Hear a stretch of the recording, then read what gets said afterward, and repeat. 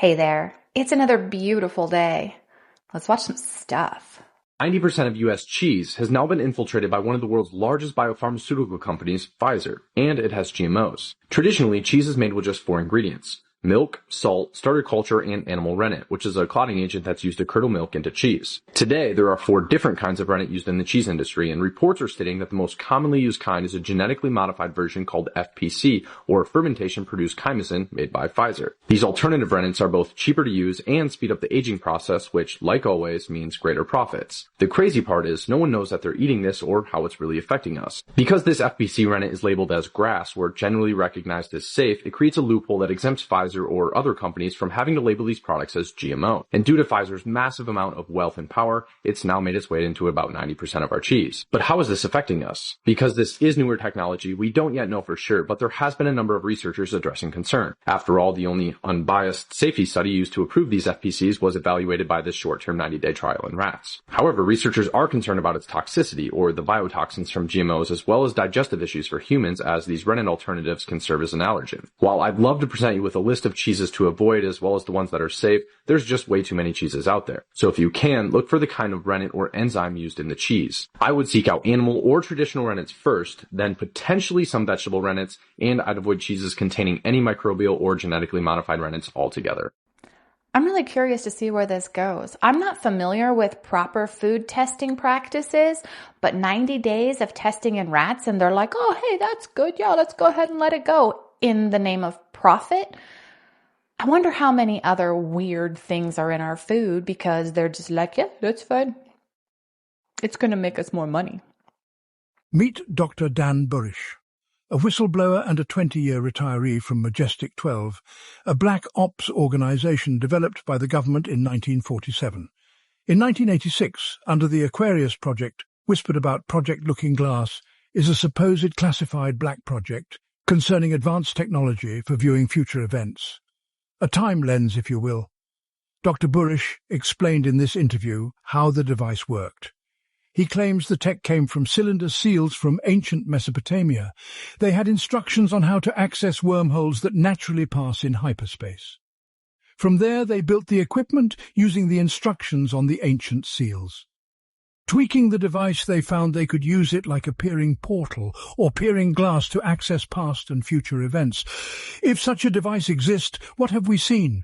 What adjustments in humanity have been made? You decide. I love the AI David Attenborough voice. Like, it could tell me literally anything and I am going to soak it up. And I love the story about Project Looking Glass. It's one of my favorites, but I don't know that we can actually go through it and make any changes. I think we can just look at it and learn. But I guess that's how changes are made. Nostradamus, the famous 16th century astrologer, has 4 more predictions for 2024, and they are truly chilling. Number 4, a significant change in the Catholic Church. The death of the current pope, who is already reportedly experiencing various health problems at 86 years of age. Number 3, the Earth faces severe weather problems. A parched Earth, thirsting for moisture, only to be overwhelmed by torrential downpours, leading to widespread floods. He warns of a future marked by scorching heat waves, rampant wildfires, and prolonged droughts. Number 2, major political drama in the United Kingdom involving King Charles III.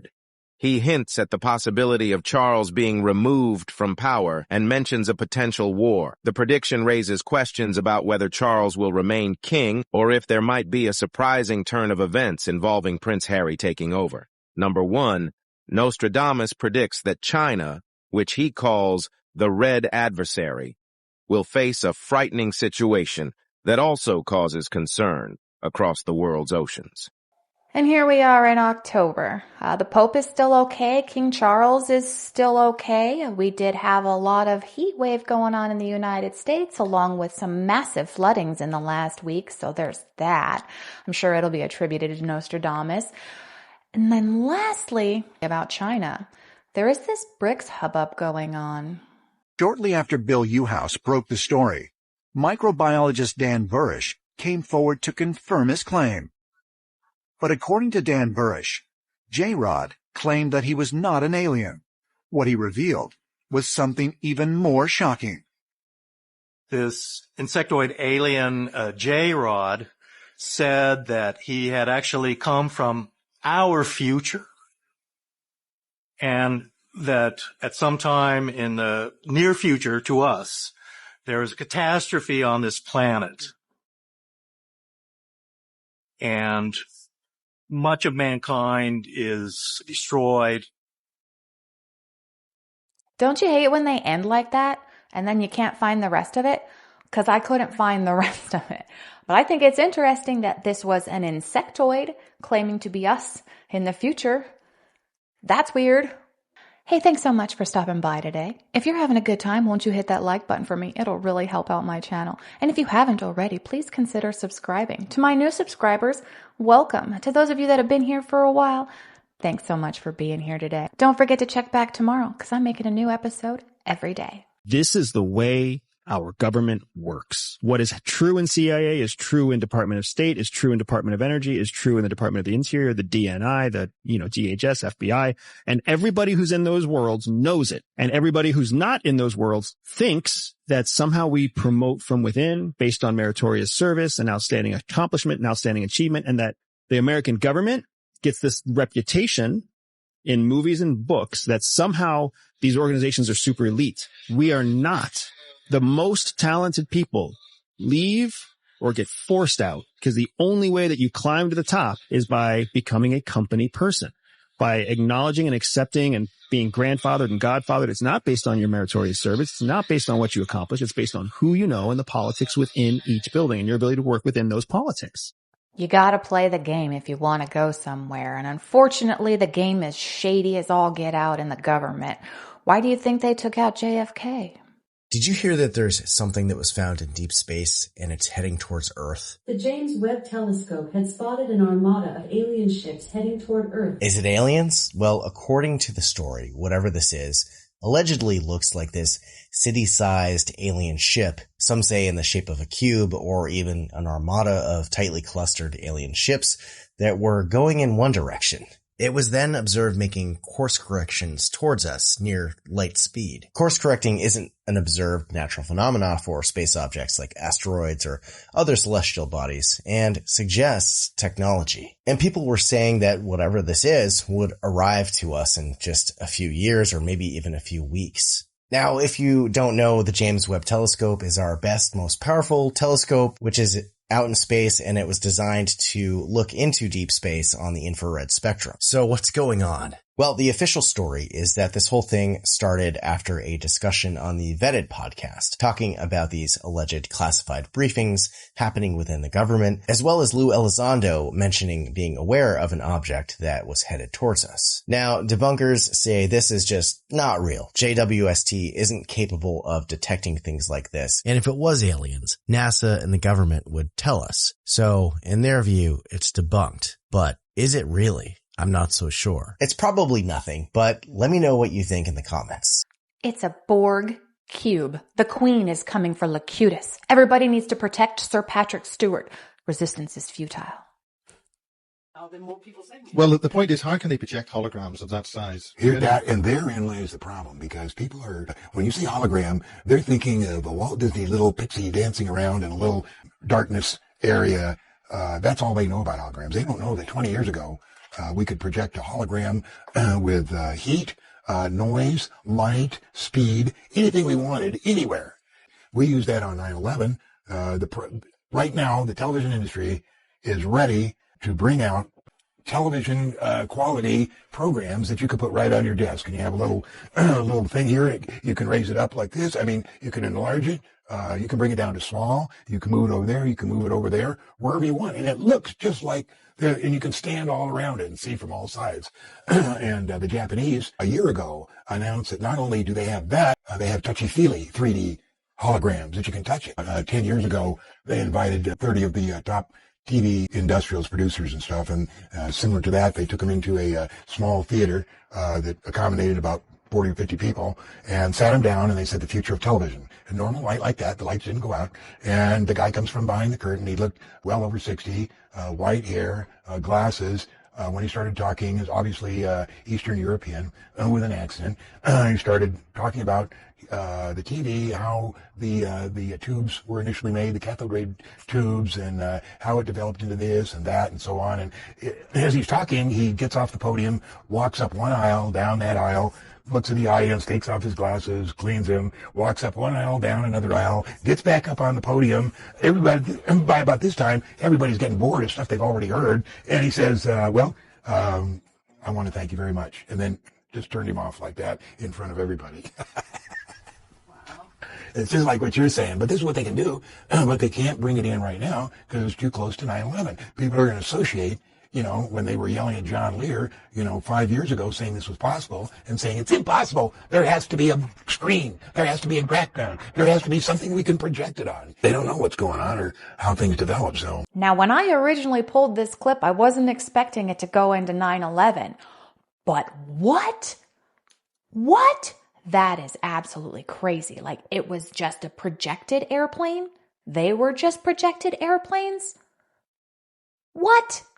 Facilities uses hard light holographic generators. So the difference between a soft light hologram and a hard light hologram is you can sit on a hard light hologram. You can't sit on a soft light hologram. So they would create conversational environments. Physical holograms. A basic conversational environment, a table with chairs on either side if that's all that's required. Depending on the species interacting with each other, height differences, liquid environment or gaseous environment differences, whether they're wearing an environment suit or not. All these conversational environments could be created unpromptu and then, deleted as quickly as talking they about a were meeting turned on, 'cause it's space. just computer code essentially making these hard light holograms. Hard light and holograms. The room, I would say, all the time was anywhere from, half, 2/3 full to full. So it was a very busy place. And the smallest species I ever encountered in this room was about 18 inches high. The tallest species I ever encountered in this room was over 50 feet high. 50 as feet. well as a wide variety of humanoid, non-humanoid, again, cephalopods, amphibians, species based on just about every kind of life form that you could think of in an evolved state. This is what I thought the last clip was going to be about, these hard light holograms. He's talking about a meeting place, a galactic meeting place, right? Where all of these species from other planets all over the place come in and they meet, but they're projected in, but they're like tangible. You can touch them and stuff. And now, since I saw that last clip, all I can think is the airplanes were a hologram. But I've got cool alien stuff to talk about. And my brain's like, no. Holograms of airplanes. During the Vietnam War, the U.S. conducted what they called Operation Popeye, in which they stimulated clouds in Vietnam to extend the monsoon season. It was later declassified in 1974, and the United States' involvement in this operation became public knowledge. Now, we've talked about Operation Popeye before, but I showed you that so that I can show you this.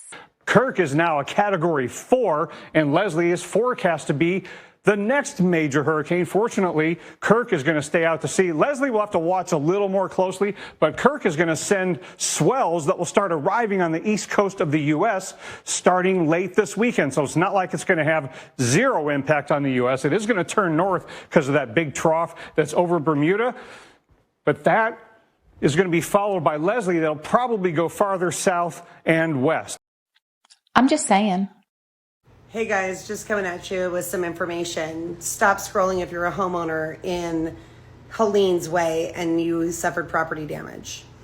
So many of you think that the government's trying to come after your land as a resource because you're sitting on a ton of lithium. You're right. I believe you're right. There are deals behind the scenes that are already in place, that have already been settled, with plans to build a lithium plant in 2030.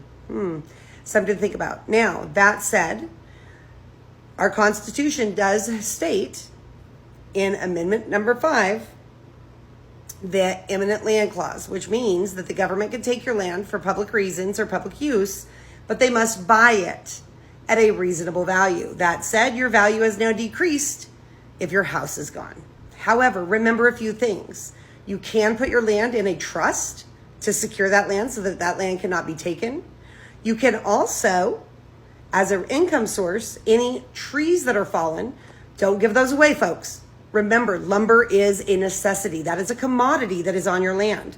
That commodity needs to be sold so that you can recover some costs.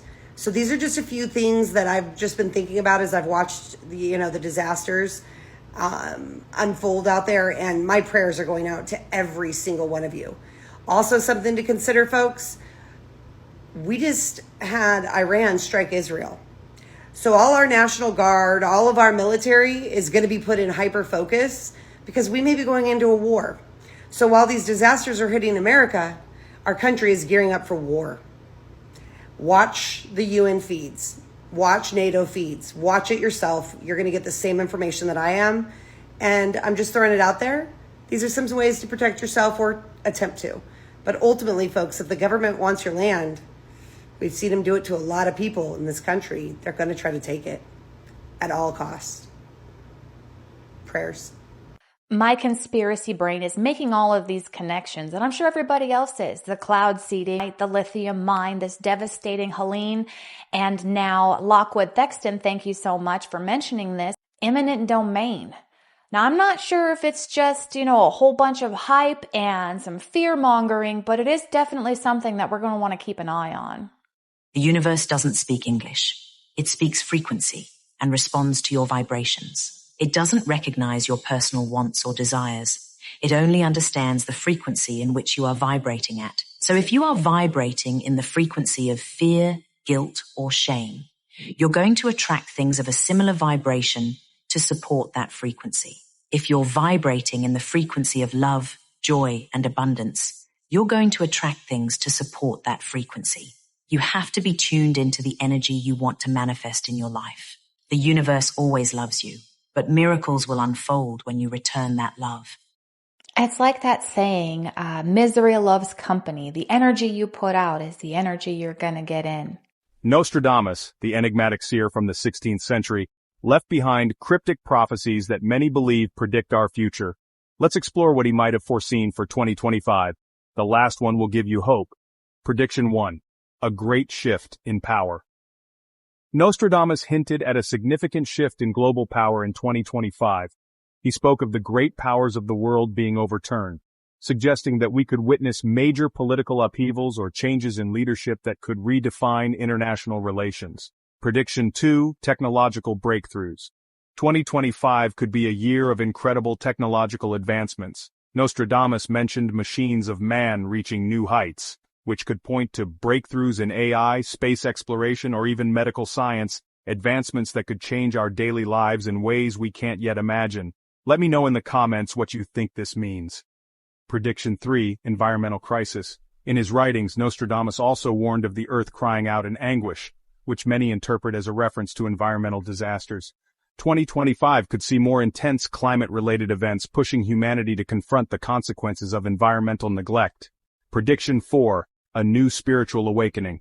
Nostradamus alluded to a great spiritual awakening in 2025 where people around the world might begin seeking deeper meaning and connection beyond materialism. This could signal a rise in movements focused on mindfulness, spirituality, or a return to ancient wisdom. All right, time for you to chime in. What do you think those all mean for 2025?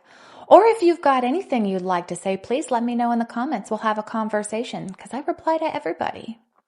Sean, what's happening with chickens in the UK? So, from the 1st of October, it's a legal requirement that if you keep chickens in the United Kingdom, you've got to register them. So, this apparently is to fight bird flu. It's basically to keep caps on bird flu and how that thing's happening. But what I'm seeing this is as there's a lot of constraints at the moment on people who want to produce their own food, people who want farmers as well, and it seems to me like there's a direction, and there's certain keywords I can't say, but it seems like there's a direction, and the direction that we're traveling is that we're making it harder to produce food, to produce whether that's chickens, whether that's eggs, whether that's growing food yourself. And like I said on the live stream last night, we've got to a stage in the United Kingdom now where farmers are growing flowers instead of food because it's more profitable. I'm really worried that this new registration of chickens is going to have an adverse effect to the food supply in the United Kingdom. Let me know what you guys think. I definitely think that the government doesn't want you growing your own food, especially if it's an animal, because that's the government's money right there, and they're not going to let you have it. Don't freak out, don't freak out. Easy fix, puzzle code in my head. Now it's on the walls, everything is good.